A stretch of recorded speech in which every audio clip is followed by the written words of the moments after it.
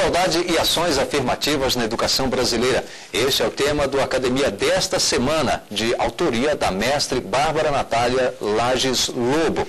E eu quero aqui agradecer a presença do professor Carlos Alberto, que é professor, inclusive, da Universidade Católica de Brasília. Gostaria de passar a palavra para o senhor. Obrigado. Bem, tratar desse tema no momento em que nós nos encontramos no país é ressignificar os valores civilizatórios.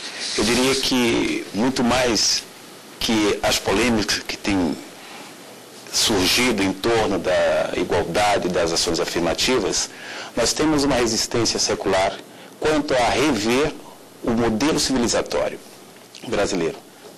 Por uma razão. Nós tivemos, por muito tempo, um modelo econômico baseado na escravidão.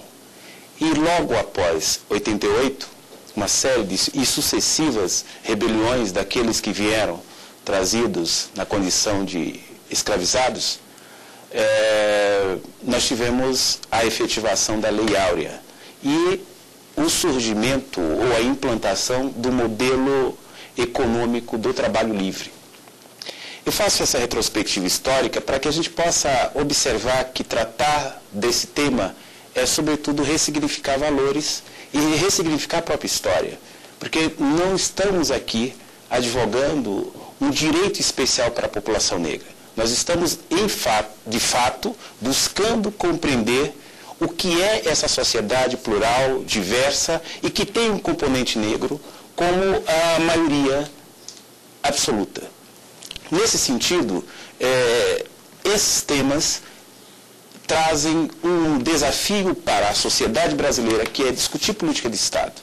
Se nós vivemos um Estado democrático de direito, há que se levar em consideração todas as formulações filosóficas, jurídicas, para que a gente possa compreender quais são as questões que estão em jogo. Nós sabemos que no âmbito de uma sociedade, a disputa pelo poder traz uma série de configurações.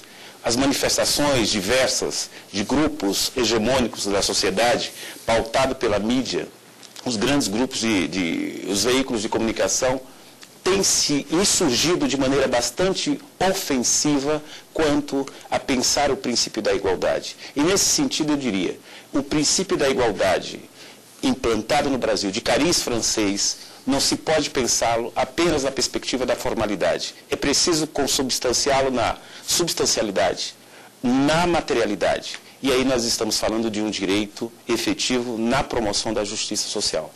Esse trabalho da professora Bárbara Natália, ele promove uma esperança, sobretudo naqueles que estão dentro das academias, que é pensar com sensibilidade social temas que são candentes, são temas urgentes, mas que o conjunto da sociedade, e sobretudo dentro das academias, tem negado peremptoriamente.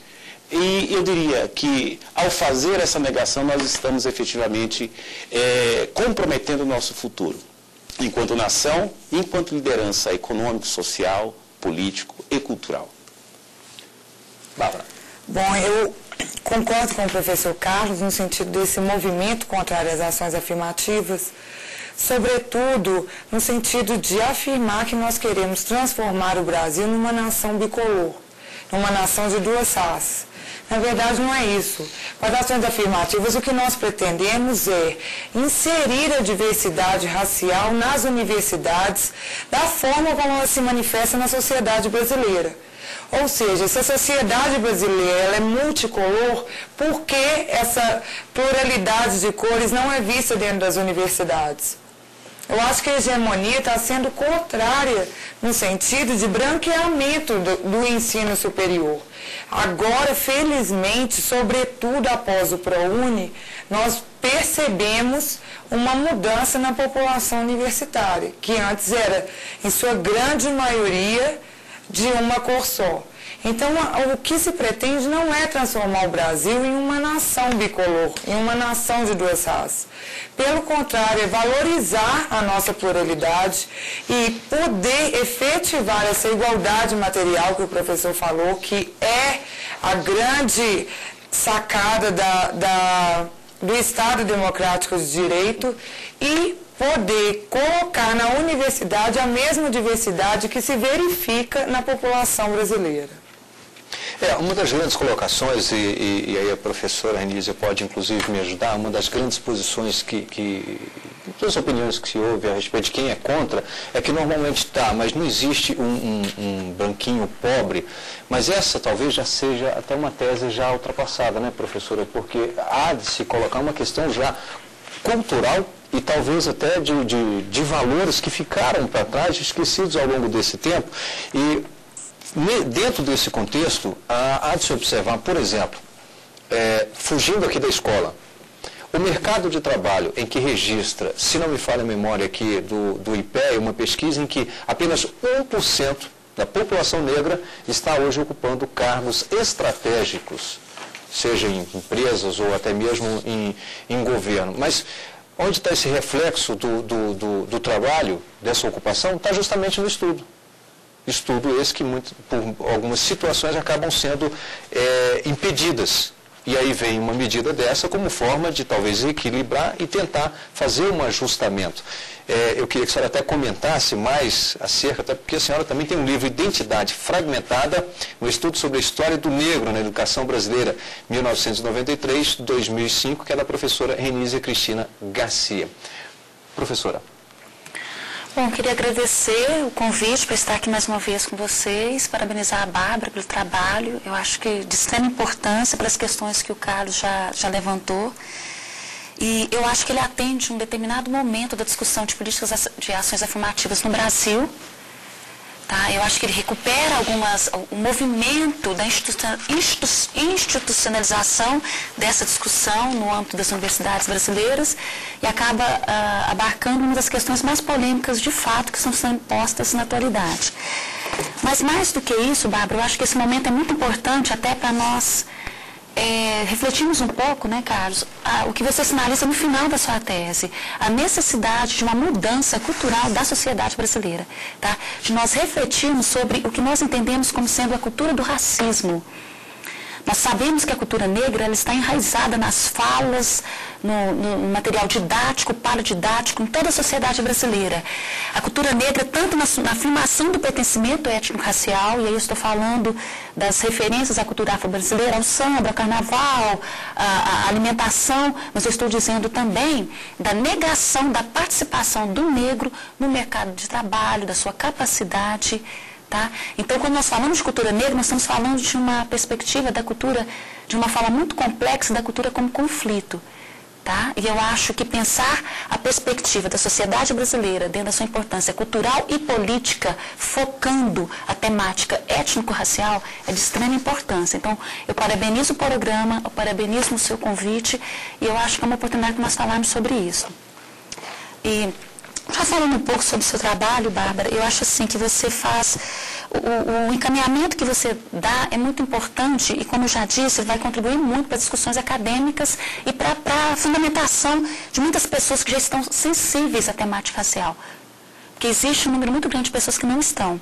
Então você faz recapitula, né? Você vai recapitulando, vai recuperando o princípio da igualdade, você traz como que o tratamento jurídico vai sendo dado, tanto pelo positivismo, pós-positivismo, você recupera a discussão lá da antiguidade clássica, traz para a contemporaneidade, e você traz também, eu acho que é muito importante, os juristas brasileiros, que vão contribuir muito. O Joaquim Barbosa, ele tem contribuído muito com essa discussão, até porque, como nós falávamos, embora a academia ela sinalize uma neutralidade, o que você vê no texto do Joaquim Barbosa é uma discussão visceral, sem deixar de ter, né, o rigor acadêmico necessário. Eu acho que isso é muito importante, que as pessoas se envolvam com as questões nas quais elas estão discutindo. Porque o que nós estamos vendo, e quando você sinaliza para negação, para críticas, para legislações afirmativas, são pessoas que não se colocam, não se envolvem efetivamente com a sociedade brasileira. E aí vai acontecer o quê? Uma transposição de uma produção acadêmica americana para a realidade brasileira. E aí eu acho que nesse ponto nós poderíamos contribuir com o seu trabalho com algumas colocações. Né? Porque o Carlos já nos disse, que já levantou que essa discussão da questão racial significa um ressignificar do nosso pensamento sobre como se dá a constituição da sociedade brasileira e recuperar a participação negra. Tá? Eu acho que isso é muito importante. E ao fazer isso, talvez a referência explícita que foi colocada ao processo norte-americano não dê conta da realidade brasileira. E isso é uma coisa que tem me incomodado. Eu acho que é importante, interessante, muito interessante seu trabalho, mas eu acho que, por isso até eu trouxe o livro para você, para pensar um pouco nisso, nós percebemos como que o movimento negro brasileiro se comportou para que a proposição das políticas de ações afirmativas não sejam vistas apenas como um transplante cultural de algo que foi copiado da realidade americana. Não foi isto. Não foi isso. Acho que falar um pouco sobre essas questões é de extrema importância. Tá? Eu levei em consideração essas questões, eu quero levar em conta mesmo a sociedade brasileira na implementação das ações afirmativas aqui. Quais são as peculiaridades do povo brasileiro? De que forma essa miscigenação ela é positiva para a discussão, mas ao mesmo tempo também negativa, porque possibilita com que as pessoas contrárias se valham de afirmações falaciosas para construir uma verdade contrária às ações afirmativas. Bom, eu vejo a desigualdade, a discriminação no campo da educação como uma das discriminações mais perversas e cruéis, porque ela impede a pessoa de ter ascensão social, ela impede a mobilidade social. E eu vejo que a educação, o início das ações afirmativas na educação, como o Rimac havia dito anteriormente, é uma possibilidade também de alterar a realidade do mercado de trabalho, dos altos cargos não serem ocupados por negros, é uma possibilidade de se criar exemplos a serem seguidos pelas crianças negras que não se veem representadas nos altos escalões da sociedade, na elite intelectual da sociedade. Destaco também o trabalho do ministro Joaquim Barbosa Gomes, a importância do trabalho, da discussão dele para o tema, de que forma ele é sensível para a realidade brasileira e acompanhando, a gente já vê alguns ministros também do Supremo Tribunal Federal nessa discussão das ações afirmativas aqui no Brasil, num sentido já otimista. Tem a ministra Carmen Lúcia, que já se posiciona também a favor das ações afirmativas, agora o ministro Carlos Brito, Marco Aurélio. Então, as ações afirmativas eu as vejo de maneira otimista daqui para frente. A discussão já vem ganhando a academia e é uma realidade já nos projetos de lei. O que falta mesmo é a mudança da mentalidade da população brasileira no sentido de sensibilizar na efetivação da igualdade. A solidariedade nesse aspecto ainda é um direito fundamental carecedor de efetividade aqui na nossa sociedade.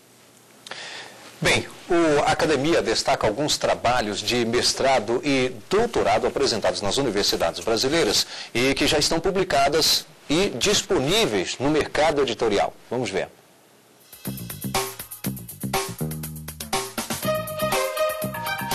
Inspeção Judicial, do mestre em Direito Processual pela Universidade de São Paulo, Luiz Fernando Nardelli, publicado pela Livraria e Editora Universitária de Direito. Fundos de pensão instituídos na Previdência Privada Brasileira, do mestre em Direito Previdenciário pela Pontifícia Universidade Católica de São Paulo, Juliano Sarmento Barra, editado pela LTR. Semanalmente, a Academia recebe a visita de mestres e doutores que sempre têm uma dica importante para o mercado. Hoje, o destaque é Pedro Alves de Oliveira, mestre em Direito Internacional pela Universidade Católica de Brasília. Defendi uma tese sobre o direito à educação e o sistema de cotas nas universidades, né? Quer dizer, um tema que eu inicialmente não tinha ideia quando comecei o curso, que tema iria defender. Ao longo do curso, esse tema era um tema e ainda é um tema bastante atual que se discute e eu me interessei por ele e defendi a minha tese sobre o direito à educação e o sistema de cotas. Eu encontrei diversas dificuldades. Na realidade, eu encontrei principalmente pouco material de pesquisa aqui no Brasil. Mas a ação afirmativa, ou popularmente como se chama o sistema de cotas, ele já é adotado em vários países. E eu me utilizei muito de direito comparado para desenvolver o meu trabalho. Bem, vamos a um pequeno intervalo e voltaremos com o debate sobre igualdade e ações afirmativas na educação brasileira. Tema da dissertação da mestre Bárbara Natália Lages Lobo. Até já.